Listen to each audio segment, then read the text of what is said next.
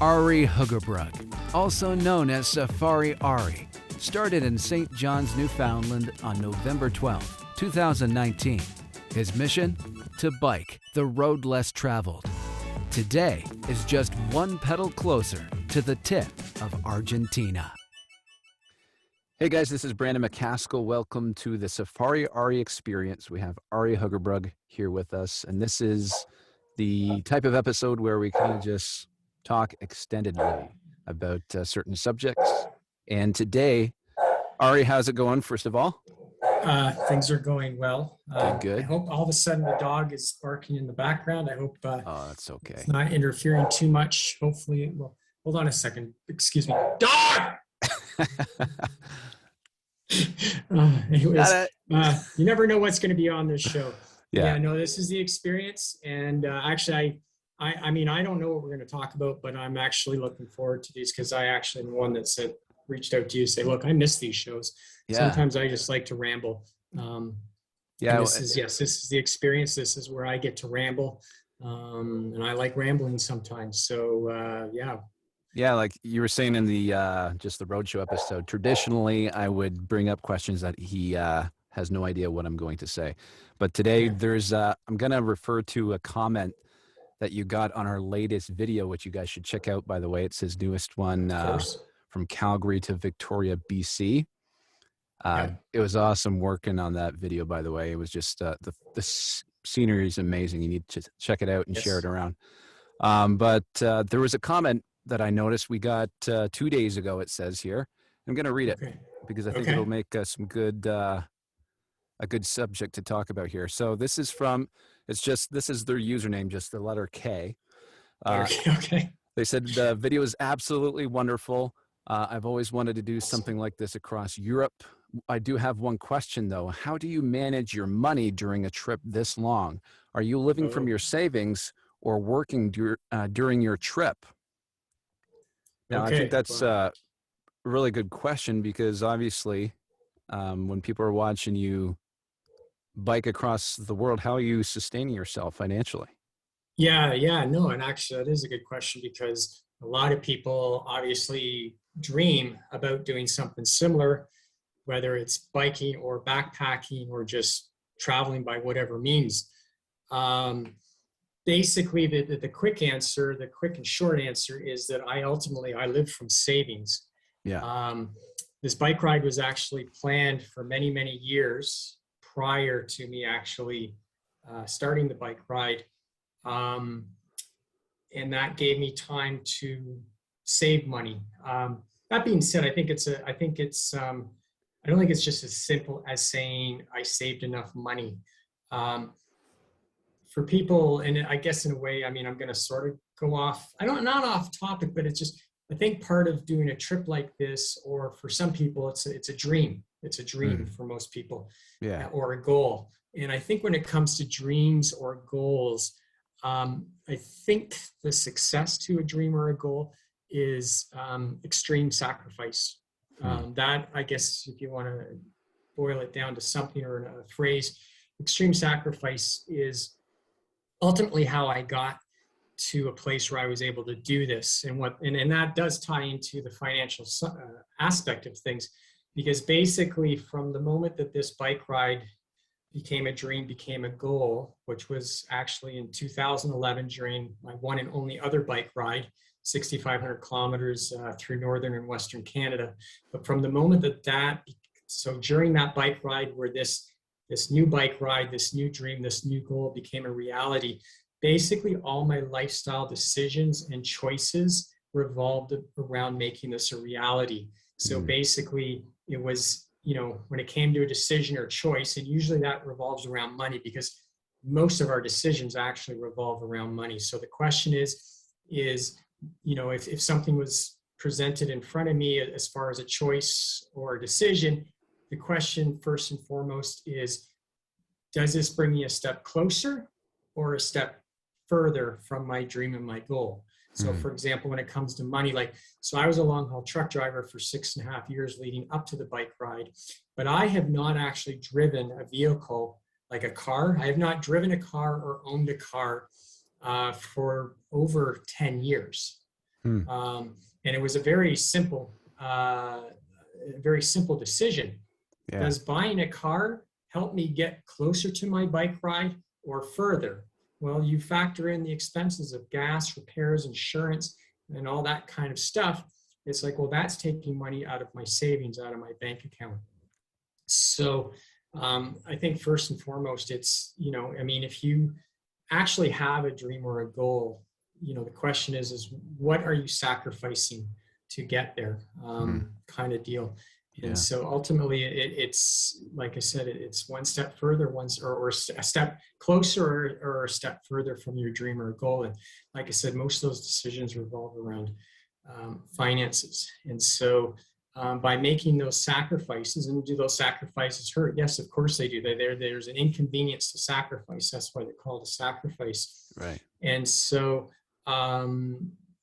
that allowed me to save money even quicker. It's amazing how much we kind of spend when we don't even think about it. But I think it also, the other aspect of it is a level of discipline. And I guess, I mean, I have weaknesses like everyone else, but probably one of my stronger characteristics, I suppose, or attributes is discipline, in being able to live without some of the luxuries that many people enjoy on a regular basis. Yeah. But I mean, and does that mean that I made financial mistakes? But along the way, of course, it did take me 9 years to get on this bike ride, and it shouldn't have taken me that long, Yeah. even from a financial perspective. So I took U-turns, and what I call U-turns, scenic routes, and some dead ends. But yeah, no, it does come from this. So the money does come from savings. Luckily, I was a long haul truck driver, which that also helped. By being a truck driver, there's very few things to spend money on when you're working 14 hours a day, 90 hours a week. So, I mean, that's the thing. Even with my discipline, I was lucky enough to have a career that also helped me stay within the lines. No pun intended, as a truck driver, but it helped me stay within the lines of saving money, kind of deal. So Cool. now, I mean, to expand on the money aspect, I mean, do I stress out about money? Actually, I do. It's actually probably one of my downfalls in life. I actually, from a spending perspective, I probably miss out. I don't really write the, like, it's funny, like my brother Jason, who, if he watches this, he's going to laugh, but I mean, he's not, I don't want to use the word critical by any means, but he's a guy that doesn't care about money in the grand scheme of things. Yeah. And he will describe me as my whole world revolves around money. Like everything, like, yeah, he would describe money, and to a certain extent, he is right. I look at almost everything through a financial filter, which is probably not the right way to look at things. So there's probably an aspect where to confess is I don't know if I have a healthy perspective on money. Now tell me, is it true that it's a Dutch thing, or is that just You know what? It could be. I mean, not to the science bring of that? not to bring humor into this, but I think there's a joke out there like, how was copper wire invented? Have you heard that one? No. Okay. Supposedly the way copper wire was invented was two Dutchmen fighting over a penny. I don't know. Is that funny, or is that That's like a Dutch dad joke? That was good. Yeah. That was good. Yeah, I don't know if that's, I don't know, but yeah, supposedly that's how copper wire was That's invented. hilarious. Two Dutch guys fighting over a penny. Yeah. And that would probably be kind of the story of my life, kind of deal. And the truth of the matter is in one sense, like this bike ride in many ways has not improved my attitude potentially against money, in the sense. But that's interesting, because I have brothers like that too that are super, like, they watch their money, but I'm unfortunately the one. Well, I've gotten better over the years, but I'm kind of like your brother, where it's just like it's like the last thing I think about. Yeah. And because the thing is I actually like, because when, like, I mean, it's funny, like I try to watch every penny, but then Mm-hmm. at the same time, it's like I find myself making financial mistakes, Mm. and it bugs the snot out of me. Yeah, it really bugs me when I Yeah. screw up with my spending, Hmm. um, kind of deal. And that's the other thing is I don't generally like. I mean, like I've been in Mexico for like 2 months sober. Hmm. I think I can count on one hand how many beers I bought. Yeah. You know what I mean? But mind you, but when I was in Canada, I had a place like I would have beer every night. That was kind of Oh, my, really? yeah. It's Hmm. kind of like it's like I have a few things that I'll spend money on or whatever. But I don't, Yeah. because the thing is I mean, technically, come November, I will have been unemployed for 2 years now. I mean, Hmm. did not anticipate COVID happening, which has really prolonged the bike ride so far, and I did not anticipate just taking as much time as I have on the road, which has Hmm. actually been a complete blessing because what's like, I mean, like I said, I've been in the city for like a week. Um, and, you know, and largely the motivation behind spending this extra time is spending it with people, which Yeah. has been, which has been like kind of the blessing of the entire ride kind of deal. But it just, at the same time, it prolongs how long I've been unemployed, Hmm. which kind of stresses the heck out of me. And also, and then I feel like, in a sense, I'm not going to lie, there's an aspect where I feel um, like an unproductive member of society because I'm not working. Hmm. Like, I mean, I was a truck driver. So it's like I find myself when I'm on the highway watching trucks go by, or I'll go by like a truck stop and I see the trucks parked, and it's like I can't help it. It's like, is this like, should I really be riding a bike kind of deal? Like, Hmm. should I not be working?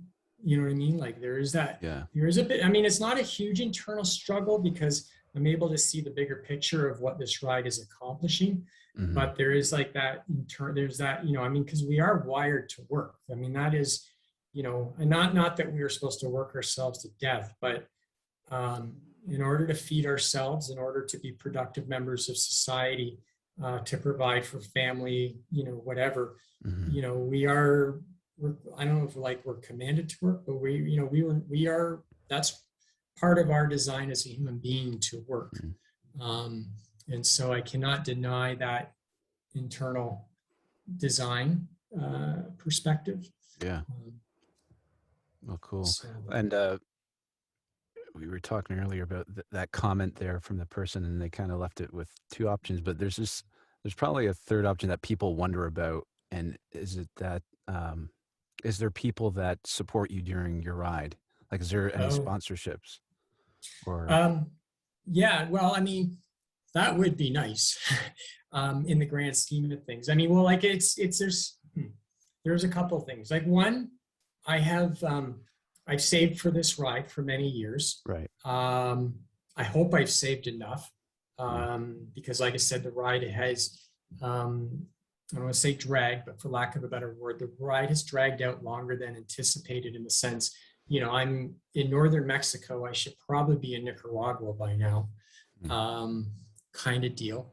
Um, but that being said, I mean, also part of the delay is, I do spend a tremendous amount of time on documenting for, the people listening, watching kind of deal.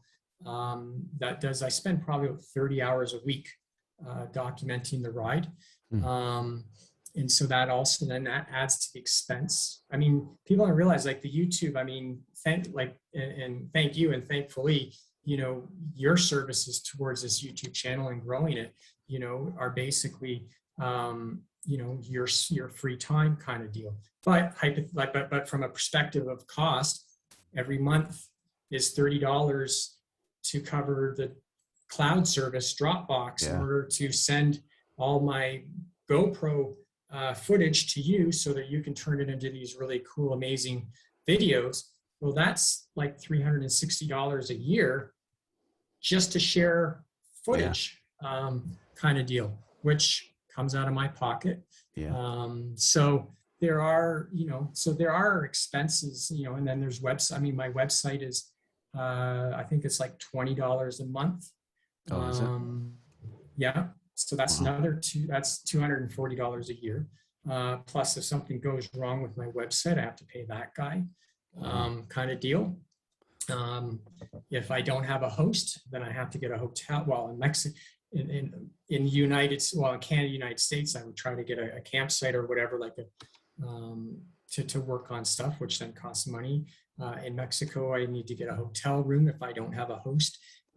So I do have some expenses that are just, and would be nice to get some sponsorship on that end. But now on the last video we just did, I did uh, in Toriana, I met the owner of Manuel Zeke. It's a GPS company, but I think for the most part they're going to probably provide me with like a GPS locator that people can actually now follow my ride, like on via GPS kind of deal. And now, that being said, I do on occasion I wake up in the morning and there is a donation via PayPal, which is like really nice to see. The donations are actually kind of nice, and I feel weird like that's the thing is I don't outright ask for donations because it does make me feel a little uncomfortable, but it's actually nice to get donations because it just helps validate the content that I and you like that we put out. Yeah. Because like I said, I spend like 30 hours a week. That's technically unpaid. I mean, when you watch a YouTube video, they put a commercial which pays them. When you buy a magazine or a newspaper, those reporters get paid. So right now, I mean, it would be nice to get paid for what I do. Would be kind of preferably if it was corporate paychecks, I guess, in a sense. But donations is, and I mean, and also, I mean, I run into a lot of, and it's always a real cool, like just a surprise and uplift. But especially in Canada, when I first started in the winter, I mean, I think in Atlantic Canada, I was probably handed between $500 and $700 in 10s, 20s, 50s, and gift cards. In the U.S., specifically in the state of Utah, when I was hitting all the national parks, seemed like every other day someone was giving me a $20 bill, which was nice. It's really nice too. And actually, strangely, I actually received donations in Mexico. I did not expect. Some donations in Mexico where people just walked up. I think I've received 900 pesos, a 500 peso bill, and two 200 peso bills, and which has been very generous. And then of course the hosting.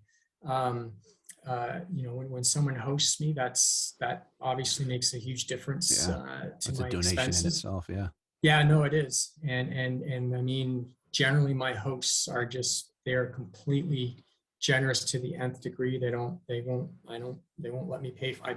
Even my guy that interviewed for the newspaper, we met at a Starbucks offered. He's like, no, kind of deal. So I do. I mean, I already, in one sense, I already do get a fair amount of generosity on the road, which is really nice. It just, Yeah. That's pretty cool. So when you were planning this whole trip out in the beginning, like, did you have like a set plan, like how much you were going to spend on, like, say, bike repairs and like food? Like, was it easy to plan that kind of thing out? Yeah, you know what? It's interesting for a guy that is pretty stingy with his money. I generally have never had a budget, and I don't even really know how to even do a budget. Generally, in one sense, my rule of thumb is just simply don't spend money if you don't have to. And so therefore it's really hard. I mean, it's in one sense, even though I understand how like a budget can actually really make all the difference in the world. Yeah. From my perspective, it's hard for me to appreciate how a budget will help when I actually just really don't want to spend any money on anything per se. And so and it's interesting because that was like, there's been so many factors. Like for example, like when I started my ride, I had this anticipation of like cooking my own food. And I realized that biking in the winter, it's impossible to cook your own food because everything you got to take your gloves off in the cold, and then your fingers are freezing. You got to get your stove to work, and then, and it's trying to, and then the wind is blowing, and then, okay, eventually you eat, but then everything is like cold right away, which means like, how do you wash like cold dishes, like say with grease or butter, cake? Like it just becomes this grease that's, you ever tried to wipe grease with a paper towel? You can wipe it a billion times and there's still grease. So it was like, I realized very, very quickly in the winter, I've got to buy all my own food, or so I've got to eat in restaurants every meal kind of deal.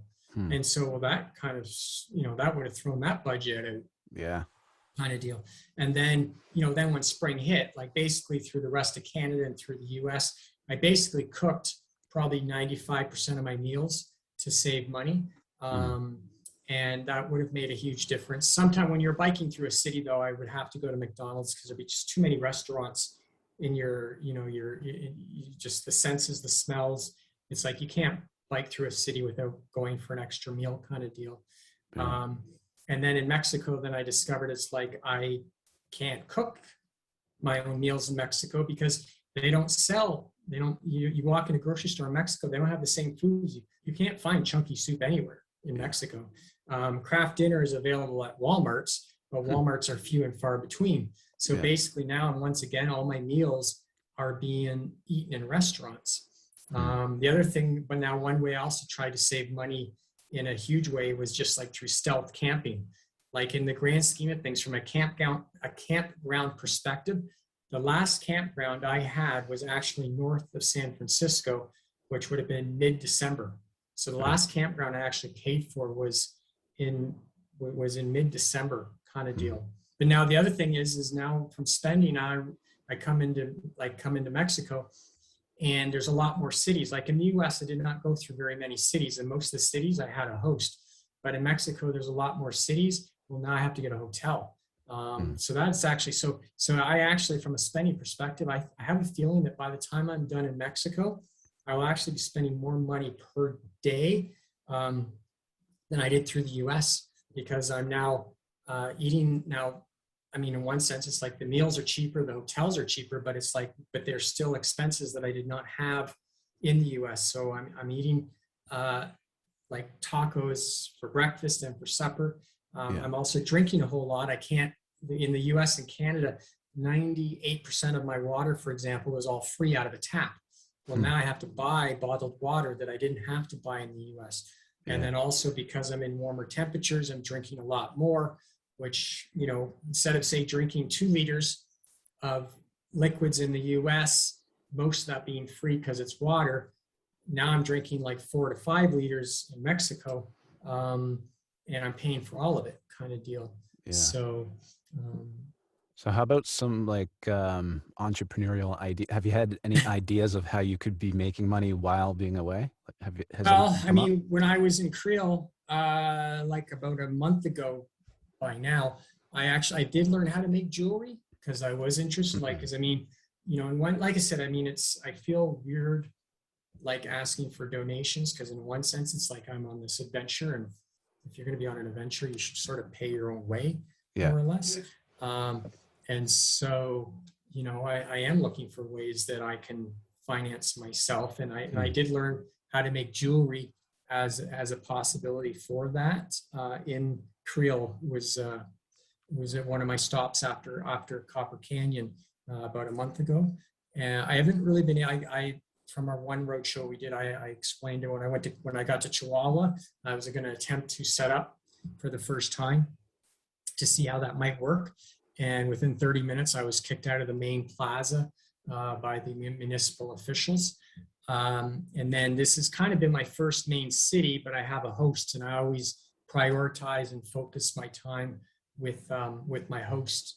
And so I guess moving forward, like I'm going to attempt and see how things work, when I get to a city where I don't have a host, and maybe that I'm in a hotel, then I will try to see if I can sell some jewelry. I don't know exactly how successful it will be. I don't know if it'll just be a, like a highlight of an experience of going through Mexico to learn how to make jewelry. But Yeah. part of the motivation was to see if there is some ways. Because the other aspect and this is, and I mean, from a, also, well, I feel like this is more getting, like your question was more of a broad, general question about, at least the way I interpret it is how can other people, attempt what I'm attempting and deal with the financial perspective of that ask, because obviously it's one of the biggest, because you need money to survive. You can't just not do something like this and have no money in the bank. But one of my financial burdens, because we usually always have a financial burden. Even people that travel have something. And like, for example, I have a home in Belize, and I have to pay people to watch that place. And Belize is actually very expensive by the time, because it's in the middle of the jungle, and the jungle is forever growing. And I have about 40 acres now. Most of that is just left unkept, but there's a fair amount of grass cutting, and I have some coconut trees that need to be maintained and everything. So I actually send basically $1,000 a month Canadian to Belize to maintain my property. And I suppose actually, since we are sort of talking about financial, we've done a video about, or done a couple of videos where I talked about Belize, but I do actually have a home in Belize that's actually on Airbnb right now. Obviously because of COVID, the country's been more or less closed to tourism since COVID. They are scheduled to open in November, back for tourists, and just because it's the Safari Arie Experience, whatever. I guess I can pitch, like, if anyone's actually interested in going to Belize, I do have a home in the middle of the jungle. Feel free to reach out to me about if you are interested. If Belize has ever been on your radar for vacation purposes, it would actually be quite helpful if there's anyone interested in renting my place, for a vacation or even longer. They can help you while getting something. Yeah, no, it would, because that's because it's not a cheap, because it is a substantial expense monthly. As long as this bike ride lasts, it is sometimes, because I am going as slow as I am, I do worry just a little bit that towards the end I'm gonna run out of money before this ride is over. And I certainly hope that's not the case, but it is something that sort of does stress me a little bit. So, well, here, I want to do this, because I know you won't ask. But let's say there's someone watching right now and they have the ability to sponsor you or want to support you. How can they do that? And if they're listening to you for the first time, how can they figure out, what are you all about? Like, where can they look up Safari Arie? Yeah, well, the website is safariarie.ca. And if there's companies or corporations that are interested in sponsoring me, I would for sure completely appreciate that. And from whatever I can offer that the corporation may or may not be looking for, I think that you'll find that I'm the type of person that goes above and beyond what the expectation is in regards to promoting whatever company kind of deal. I believe, from a perspective of just in regards to my audience, I have I'll say that I have an extremely good track record of engaging my audience in regards to, comments and questions. It would only be by Facebook's algorithm that I don't get a notification, which does happen. I actually spend considerable time searching through Facebook older posts to make sure that comments have not been missed. And that's the one thing I do. I mean, there's a few things I find frustrating about Facebook, which we won't get into because that's politics. But the one thing is Facebook's notifications are not always great as far as people getting them. And I find many comments after the fact, and it's like, and it actually bugs me when it's like, man, it's like, thankfully I found this comment that I can respond. But I've always, I think anyone that has engaged me on social media will see that I'm intentional about responding back, kind of deal. And I mean, and then if like just regular people are interested, like I said, I have a PayPal link at my website, safariarie.ca. So PayPal is probably the simplest, easiest. Like I said, I mean, I do spend a good 30 hours a week in documenting, which for the most part basically goes unpaid. I mean, don't get me wrong, I love it, enjoy it, and I'll do this to the end of the bike ride. But I think I'm going to say I work very hard to keep my audience entertained, but I think it's safe to say that I work very hard to keep them entertained, and it's an important priority. And that being said, I mean, like I said, I mean, there's been so many people that have been so generous that it is a little bit, you know, it's a little bit mind-boggling. It's a surprise, just like how generous some people have been, just unbelievably generous. And you know, and I mean, those experiences, you know, I reflect on those experiences all the time, kind of deal. And actually that's the other aspect. You know, it is another category, and this is not just because after I just did a pitch or whatever, but I think also for people that have a goal or a dream, I think the other secret is also being generous with your finances. In the sense, you know, I mean, for example, like World Vision, I sponsor a few children from way back. I've been unemployed for 2 years. I did not stop that sponsorship. You know what I mean? Like I don't help everybody and anybody, but I have helped people in the past. You know, when someone crosses my path where they need help, in my opinion, why should I expect to see my dreams and goals experience, like to see them to the end, for them to be successful, when someone else who has dreams crosses my path and I'm just too focused on myself. So I think that there has to be a level of generosity from within. And I mean, and I don't say this, like, I want to say I say this humbly, but I mean, I'll be the first to admit, actually, from a certain perspective, I'm an extremely selfish person. I mean, that's my confession is I'm a very selfish person from a certain perspective. Disagree.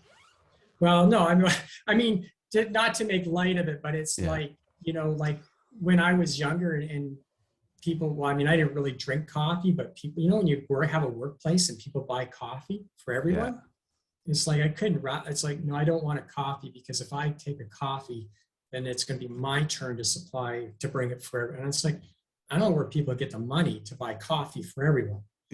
Now, there are people that do this on a weekly basis generously, and they're just like, you selfish son of a, you know what I mean? But that's the thing is, like I said, I cannot be like a holier than thou type attitude about generosity. I am a selfish person, and I'll be the first to admit it. Let me tell you why I disagree with you, sir.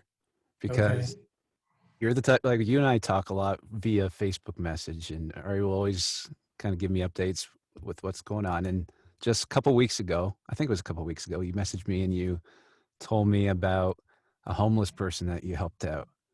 I was so touched that you did that. Like, just knowing you worry about money, but you went and bought the guy a meal, and you didn't do it to get attention or anything, and you just did it because you're a good guy. So that's what. No, and that, you know what, and that's actually been, well, you know what, and that's the interesting thing is there was a time where I may not have been that generous, quote unquote generous. No, there was a guy that I left my hotel room in Chihuahua. It was dark. It had rained all day that earlier in the day. And there was some guy, I don't know if it was a guy or a girl. I really actually couldn't tell. But they were lying on the wet gravel and the cement.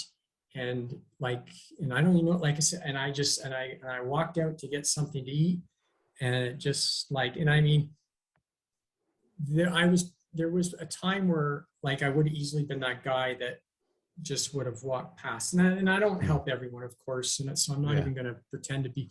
But it's just when people have been as generous as they have with me, Hmm. like I would not be able to look myself like it. Just yeah, no, I mean, yeah, no, I had to buy them a meal because it just I I cannot expect my bike ride to continue with the blessings that it has if I would just walk past that as if that person was not there. Yeah. Um, Well, it was just but crazy hearing it because I hear all your like crazy struggle stories of fighting the heat, dehydration. yeah, Then you're like, oh yeah, I yeah, just helped out a homeless guy. yeah. No, and I mean, like It's the cool. amount of people, like yeah, you're right, fighting the heat and everything, and then people were stopping on a regular basis to give me something cold to drink. Yeah. So you know, yeah, this experience, the generosity during this bike ride has changed.